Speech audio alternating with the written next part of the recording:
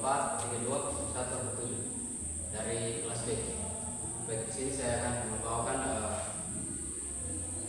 materi yang dimana pengertian model pembelajaran cooperative learning. Jadi pengertian cooperative learning ini adalah merupakan salah satu model pembelajaran yang menggunakan pembagian kelompok selama proses pembelajaran dengan tujuan sesama peserta didik dapat saling bertukar pendapat dan dalam kelompok yang telah dibagi.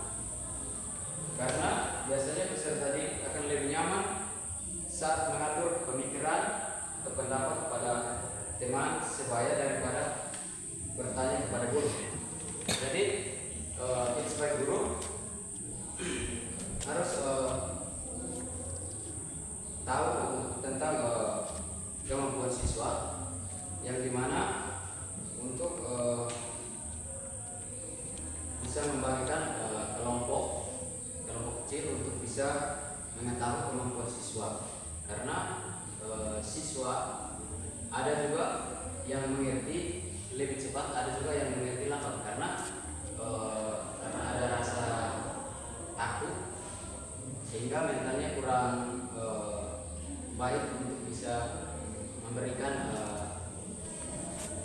sanggahan atau pertanyaan, sehingga kita sebagai guru membentuk kelompok kecil. Dalam kelompok itu ada 4 atau 5 orang untuk bisa mereka berdiskusi tentang materi apa yang kita kasih, misalnya bola voli, tentang teknik dasar saja, passing bawah atau passing atas, sehingga kita membentuk kelompok itu untuk bisa mengetahui mana yang bisa dan mana yang belum bisa, sehingga dari kelompok A misalnya yang bisa dan kelompok B yang tidak bisa. Nah, dari situ kita ambil kesimpulan setelah kita mengetahui yang bisa kasih arahan kepada yang tidak bisa atau bisa mengajari dia tentang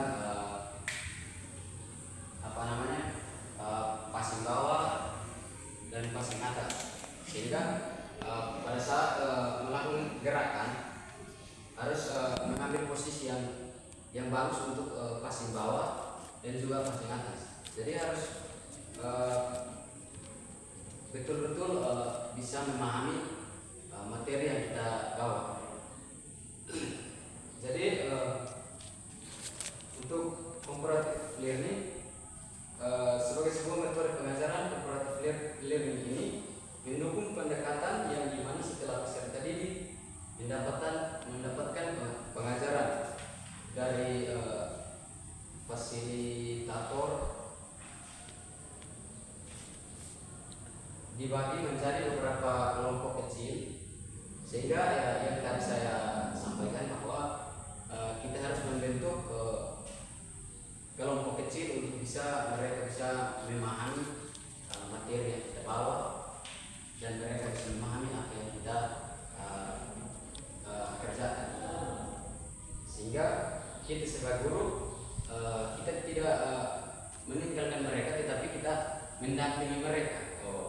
Misalnya di kelompok A mereka bisa, jadi kita hanya memberikan saran untuk bisa diperbaiki. Nah, di yang kelompok B lebih fokus kepada yang tidak mampu, sehingga kita sebagai guru harus mengontrol siswa yang tidak bisa, dan kita bisa mengarahkan dia untuk bisa mengerti dengan ajaran yang materi yang kita bawa, sehingga cooperative learning ini lebih mengandalkan pelajaran dengan kelompok-kelompok kecil, biasanya terdiri dari 4 atau 5 orang lagi, sehingga mereka bisa lebih aktif untuk bisa bertanya kepada kelompok A atau kelompok B, supaya kita bisa mengetahui oh siswa ini yang tidak bisa dan siswa ini yang bisa, sehingga kita bisa perbaiki yang bisa kita bisa perbaiki lagi, dan yang tidak bisa kita lebih memperhatikan dia lagi. Sebagai guru harus memperhatikan yang bisa dan yang tidak bisa, tapi kita lebih fokus kepada yang tidak bisa. Kita harus mendampingi mereka untuk bisa menyampaikan saran atau menyampaikan pertanyaan yang mereka tidak mengerti. Kita bisa memberikan mereka pengertian tentang bola voli itu, tentang passing atas atau passing bawah. Apa yang dia tidak mengerti dari passing bawah, kita bisa memberikan dia penjelasan sedikit. Setelah itu mereka bisa mencari sendiri, jangan menonton pada kita, mereka bisa mencari sendiri dia punya pengertian. Jadi penyampaian tujuan dan motivasi peserta tadi, guru memberikan atau menyampaikan sebuah tujuan pelajaran yang akan dicapai selama proses pembelajaran dan memotivasi siswa. Jadi kita sebagai guru harus memberikan motivasi kepada siswa supaya yang tidak mengerti dan bisa bertanya, supaya dia lebih mengerti tentang materi yang kita bawa atau yang kita berikan kepada mereka. Jadi misalnya dia tidak mengerti tentang passing bawah, cara passingnya seperti apa, cara pasangnya berdirinya seperti apa. Jadi kita harus perbaiki yang dia tidak tahu menjadi tahu. Jadi kita sebagai guru harus mendampingi siswa untuk dia bisa mengerti tentang passing atas dan passing bawah. Ya, jadi tujuannya adalah untuk memberikan pemahaman kepada mereka yang akan dicapai, dan diberikan kata-kata nasihat agar dapat menumbuhkan rasa semangat siswa. Jadi kita jangan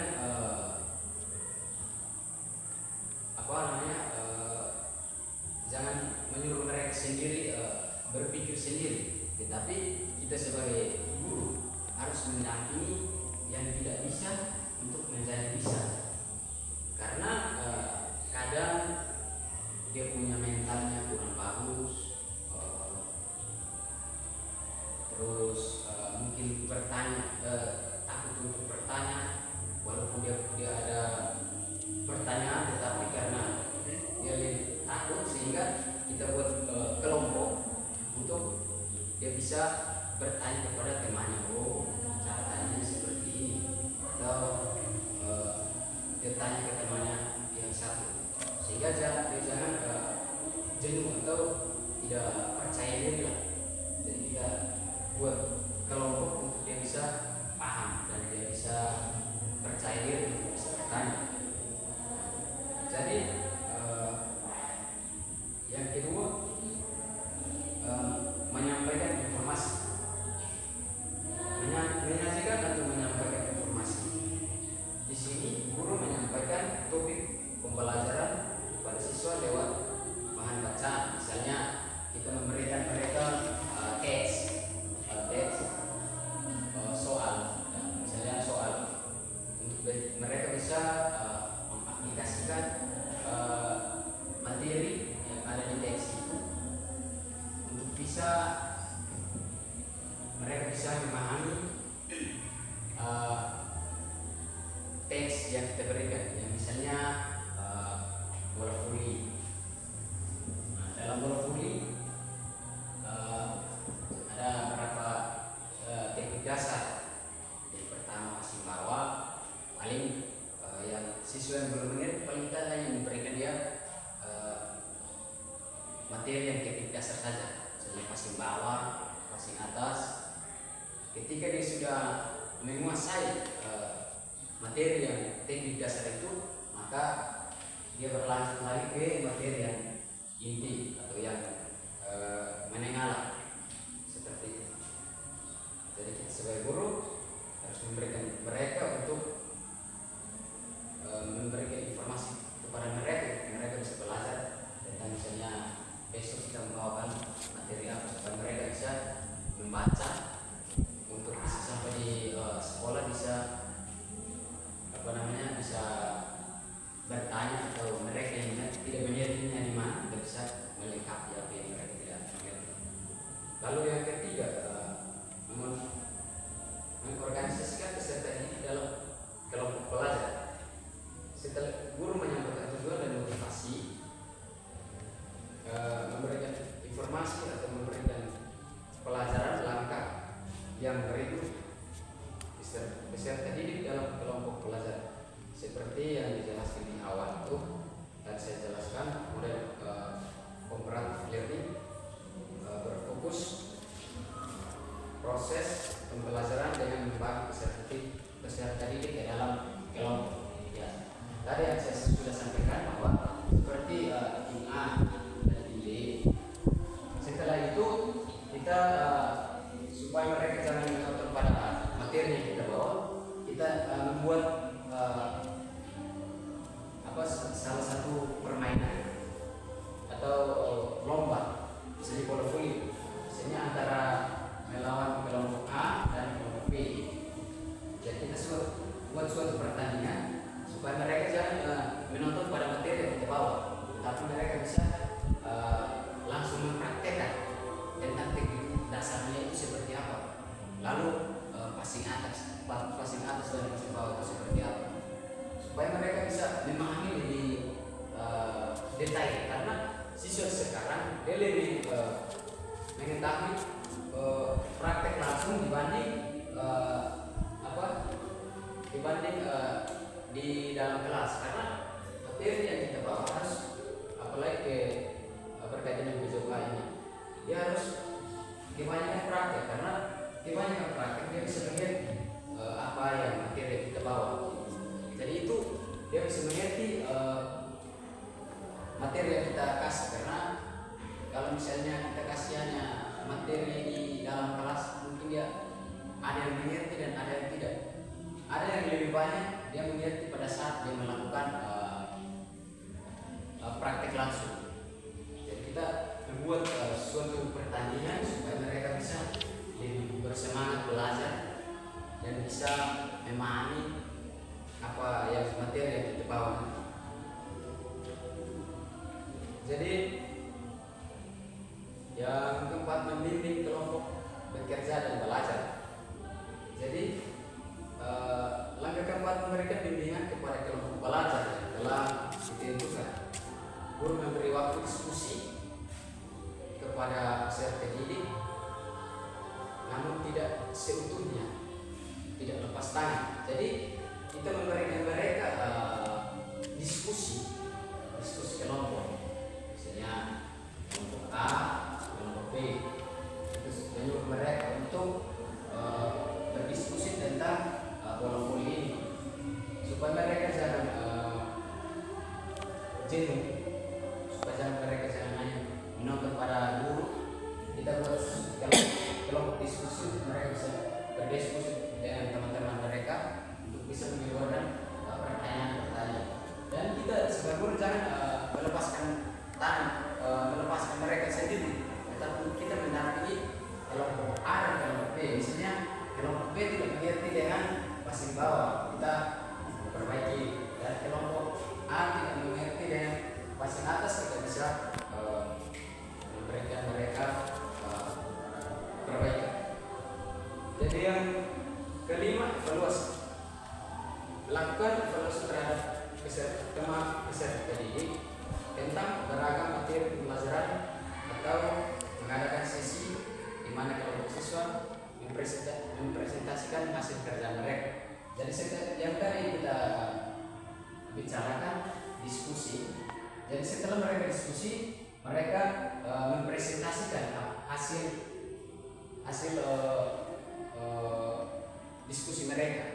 Kita memberikan mereka waktu, mereka bisa mempresentasikan hasil yang